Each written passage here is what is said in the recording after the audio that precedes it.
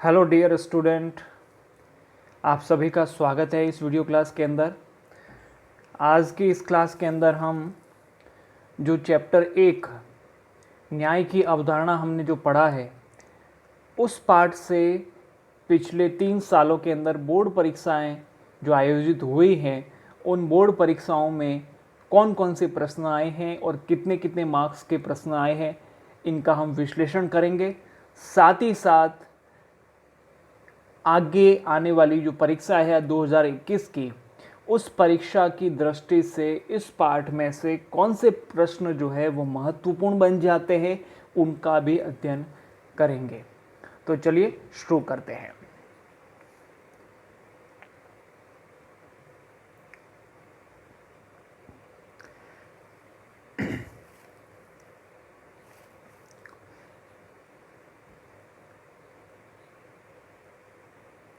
Paper analysis हम पढ़ रहे हैं क्लास 12 पॉलिटिकल साइंस का, और पाठ का नाम है न्याय या न्याय की अवधारणा।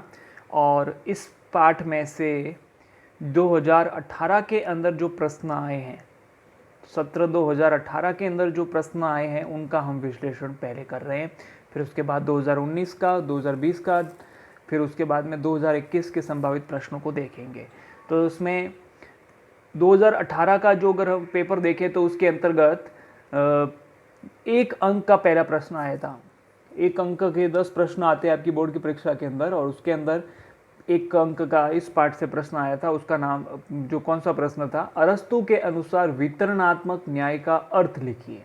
अरस्तु ने 2 न्याय बताए हैं और 2 न्यायों में से एक न्याय का अर्थ पूछा है।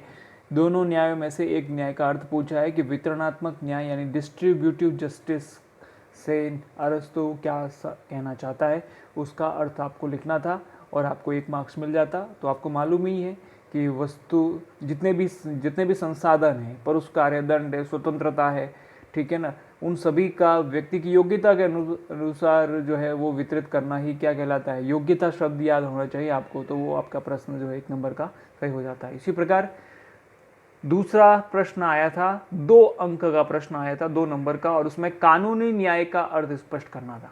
कानूनी न्याय, तो कानूनी न्याय के अंतर्गत आपको मालूम ही है 2 प्रकार की बातें महत्वपूर्ण होती है। कानून न्यायोचित होने चाहिए, साथ में उनको न्यायपूर्ण ढंग से लागू किया जाना चाहिए, और कानून का उल्लंघन करने वाले को दंडित किया जाना चाहिए। तो ये हमने पढ़ लिया है। तो ये 2 प्रश्न आए थे 2018 के अंदर। इसमें से 4 अंक वाले प्रश्न, 4 अंक वाला कोई प्रश्न नहीं आया और 6 अंक वाला भी कोई प्रश्न नहीं आया था। सत्र 2019 की बात करें, सत्र 2019 के अंतर्गत 1 अंक का कोई प्रश्न नहीं आया, 2 अंक का भी नहीं आया, और सीधा 4 अंक का एक प्रश्न आया था, जिसमें न्याय के 2 रूपों की व्याख्या करनी थी, कानूनी न्याय और सामाजिक न्याय। इनके ऊपर आपको टिप्पणियां लिखनी थी।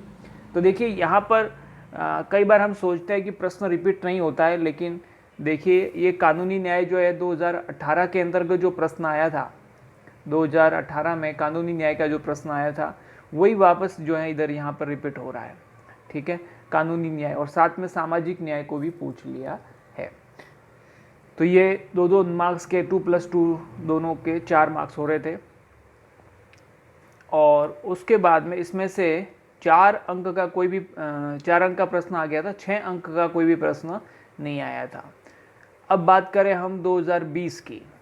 2020 के अंदर जो है एक प्रश्न आया था, जो अभी लेटेस्ट जो लास्ट ईयर जो एग्ज़ाम हुए उसमें आर्थिक न्याय का प्रमुख उद्देश्य क्या है। देखिए इस प्रश्न को समझिए, आर्थिक न्याय का प्रमुख उद्देश्य क्या है। आप जब मैं आपको वीडियो क्लासेस ले रहा था आपकी, तो इस पार्ट के अंतर्गत जो मैं आर्थिक न्याय पढ़ा रहा था, तो उसमें भी मैंने आपको इस विशेष रूप से नोट्स में लिखवाया था कि आर्थिक न्याय का उद्देश्य है आर्थिक विषमता को पूरी तरह समाप्त करना। आर्थिक विषमता को पूरी तरह समाप्त करना, चूंकि ये व्यावहारिक रूप से संभव नहीं है, इसलिए हम क्या कर रहे हैं, फिर गरीबी और अमीरी के बीच की खाई को कम करते हैं। लेकिन मूल उद्देश्य क्या है, प्रमुख उद्देश्य क्या है, आर्थिक विषमता को समाप्त करना। ठीक है, 1 नंबर का प्रश्न था। तो ये इसमें था। 2 नंबर का, 4 नंबर का और 6 नंबर का कोई प्रश्न नहीं आया। तो इस प्रकार ये पीछे जो बोर्ड परीक्षाएं हुई है, इनके अंदर ये प्रश्न पूछे गए हैं। ठीक है, आप इनको नोट कर लेना अपनी कॉपी के अंदर, जहाँ पर भी आपने इसके नोट्स जो लिखे हैं। ठीक है, और अब जो आगे 2021 के अंदर जो परीक्षाएं होगी और 21 के अंदर जो परीक्षाएं होगी और उनमें जो है इस पार्ट में से कौन से प्रश्न जो है वो महत्वपूर्ण बन जाते हैं, जिसमें से प्रश्न जो है 100% आएगा। ठीक है, तो वो देख लेते हैं अपन। उसमें से मैंने कुल 6 प्रश्न जो है इसमें से जो है बनाए हैं, वो आपको ध्यान रखने हैं कौन कौन से हैं। एक तो इसमें प्रश्न आएगा प्लेटो के न्याय पर आधारित प्रश्न, यानी कि प्लेटो का न्याय के ऊपर आपको प्रश्न पूछा जा सकता है। 1 नंबर का पूछा जा सकता है कि प्लेटो के अनुसार न्याय का क्या अर्थ है। ठीक है ना, तो वही अपना निर्दिष्ट कार्य करते रहना, दूसरों के मामलों में हस्तक्षेप नहीं करना। ठीक है, उसकी पुस्तक का नाम पूछा जा सकता है, रिपब्लिक इसकी पुस्तक का नाम है, या पुस्तक दे करके इस विद्वान का नाम पूछ सकते हैं कि ये पुस्तक किसकी है, रिपब्लिक पुस्तक किसकी है, ऐसा पूछा जा सकता है। तो आपको ध्यान रखना है, किसी भी प्रकार से घुमा फिरा के प्रश्न आ सकता है। दूसरी बात आती है जॉन रॉल्स के ऊपर। जॉन रॉल्स का न्याय पर आधारित प्रश्न जो है और उसकी पुस्तक पूछी जा सकती है। जॉन रॉल्स के न्याय पर आधारित प्रश्नों में जॉन रॉल्स के संवैधानिक लोकतंत्र पर जो संवैधानिक लोकतंत्र के 2 मूल सिद्धांत बताए उसने, वो आपको याद होने चाहिए। और साथ में इसमें उन्होंने जो है उपयोगितावादियों को जो खंडन किया है तो वो किस आधार पर किया है वो पूछा जा सकता है, उसकी एक पुस्तक पूछी जा सकती है। और अज्ञानता के पर्दे का सिद्धांत पूछा जा सकता है, या अज्ञानता का पर्दे का सिद्धांत किसने दिया, इस प्रकार से भी पूछा जा सकता है। और जॉन रॉल्स की पुस्तक का नाम तो आपको याद ही होगा, theory of justice, theory of justice. ठीक है, और सबसे महत्वपूर्ण प्रश्न जो यहाँ पे बनता है जो राजनीतिक न्याय। ठीक है, राजनीतिक न्याय का प्रश्न जो है वो आ सकता है। राजनीतिक न्याय किसको कहते हैं और उसकी प्राप्ति के साधन कौन से। राजनीतिक न्याय किसको कहा जाता है, प्रत्येक व्यक्ति को राजनीतिक व्यवस्था में, ठीक है ना, भाग लेने का समान अधिकार और अवसर मिलना चाहिए। प्रत्येक व्यक्ति को राजनीतिक व्यवस्था में भाग लेने का समान अधिकार और अवसर देना ही क्या कहलाता है, राजनीतिक न्याय कहलाता है। मतलब समान रूप से अधिकार मिलने चाहिए, राजनीतिक अधिकार। अब उनकी प्राप्ति के साधन कौन से हैं, तो पहला सार्वभौमिक वयस्क मताधिकार, मैंने आपको बताया, मतलब वोट देने का अधिकार। दूसरा विचार, अभिव्यक्ति और भाषण की स्वतंत्रता, या ठीक है ना, दूसरा इसका साधन है। तीसरा अपन कह सकते हैं कि सार्वजनिक पद पाने का अधिकार, ये सबको बराबर रूप से मिलने चाहिए। विशेषाधिकारों का क्या होना चाहिए, अंत होना चाहिए। ठीक है, ये अपन इसमें पढ़, ठीक है। और उसके बाद में भारतीय राजनीतिक चिंतन में न्याय का थोड़ा सा पूछा जा सकता है। तो भारतीय राजनीतिक चिंतन में न्याय जो है उसको स्वधर्म से जोड़ा गया है। ठीक है ना, स्वधर्म पालन, कर्तव्य पालन जो है वही न्याय है, ऐसा कहा गया है भारतीय राजनीति। और फिर उसमें अलग अलग जो विचारक हुए, मनु, कौटिल्य, शुक्र, सोमदेव, भारद्वाज, ठीक है ना, विदुर, ये सब इनके नाम याद रखने हैं। और फिर मध्यकाल में राजनीतिक चिंतन जो है, पाश्चात्य राजनीतिक चिंतन में जो मध्यकाल में जो न्याय है उसमें थॉमस एक्विनास और संत ऑगस्टाइन के विचार आ जाएंगे। और आपको ये भी याद रखना है, संत ऑगस्टाइन ने भी एक पुस्तक लिखी है जिसका नाम क्या है, द सिटी ऑफ गॉड। ठीक है ना, ईश्वरीय राज्य का सिद्धांत दिया है, तो वो भी आपको पूछा जा सकता है। और लास्ट में आधुनिक काल में न्याय। आधुनिक काल में न्याय, आधुनिक काल में न्याय के अंतर्गत जो है पाश्चात्य राजनीतिक चिंतन में जो आधुनिक काल में न्याय के अंदर आपको कुछ विचारकों के नाम याद रखने पड़ेंगे, जैसे डेविड ह्यूम का नाम याद रखना है, फिर उपयोगितावादियों के नाम याद रखना है जिसमें जेरेमी बेंथम और जे.एस. मिल का नाम याद रखना है, और थोड़ा बहुत जॉन रॉल्स का लिख देना है, 2-4 लाइनें। तो ये आपका आधुनिक काल में न्याय का जो सिद्धांत है वो कंप्लीट हो जाएगा।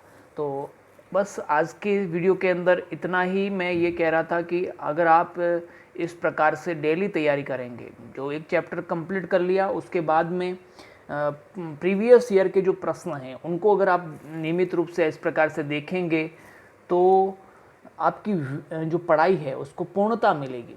ठीक है, और कुछ विद्यार्थी जो है अभी नोट्स नहीं बना रहे होंगे, वो सोच रहे होंगे कि एक बार सारे वीडियो आ जाए फिर नोट्स बनाएंगे फिर उनको देखेंगे। इस प्रकार पढ़ाई नहीं होती है। तो प्यारे विद्यार्थियों, मैं आपको यही कहना चाहता हूँ कि आप नियमित रूप से पढ़ाई करें, अपने ऊपर जो है स्वयं अनुशासित बने और अध्ययन करें, और इस प्रकार से नोट्स प्रिपेयर करते हुए, और जो मतलब प्रश्न अभी नहीं आए हैं, ठीक है ना, जिनकी संभावना बन रही है, उन प्रश्नों को ज़्यादा फोकस करते हुए अच्छी तरह तैयार करें। क्योंकि एक बार जब पढ़ाई मतलब पाठ हो जाता है उसके बाद में फिर से जो है उसके बाद में फिर पढ़ना जो है वो एकदम से कठिन लगता है। तो अभी जो साथ साथ का साथ पढ़ते रहिए। अभी एक चैप्टर हुआ है, उसके बोर्ड परीक्षा के प्रश्न भी मैंने बता दिए। इसके साथ ही ये पार्ट अब ये जो पार्ट है वो वास्तव में जो है वो पूर्ण हुआ है। ठीक है, अगली क्लास के अंदर हम जो है नया चैप्टर शुरू कर रहे हैं जो इसी इकाई का है, और उसमें पार्ट नंबर 2 शुरू कर रहे हैं जिसका नाम है शक्ति, सत्ता और वैधता, और उसमें शक्ति अपन शुरू करेंगे। ठीक है, तब तक आप अध्ययन करते रहिए। बहुत बहुत धन्यवाद।